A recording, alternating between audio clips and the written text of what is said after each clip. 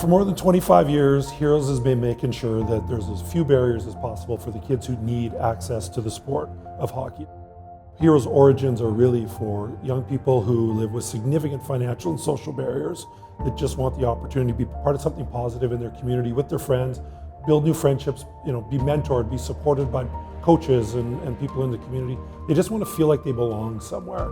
With the several hundred HEROS players that play with us every year, I think the thing they have in common is they all have a story. They all have something that makes it harder for them to get to school every day, to get to the rink every day.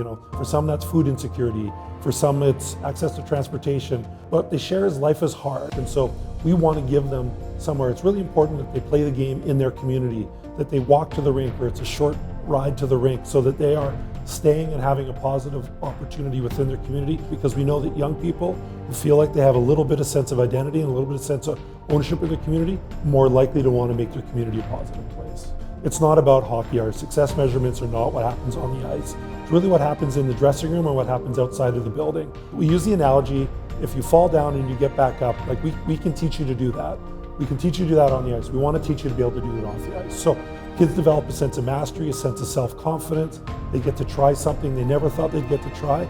It starts to make them believe that anything else is possible. I think the advantage we have is we get to play the real long game.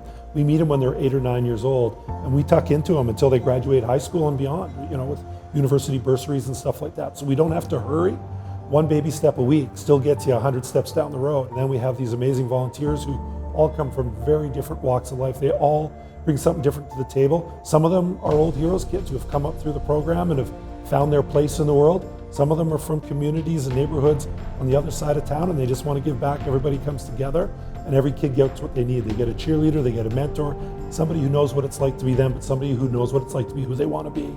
At the end of the day, we want every kid to believe that they belong. We want every kid to believe that anything is possible for them. You never know what a kid's capable of unless you give them a chance to try. And that's really what we're trying to do, is just give them a place to engage in the game in a way that fits their needs and meets them where they're at.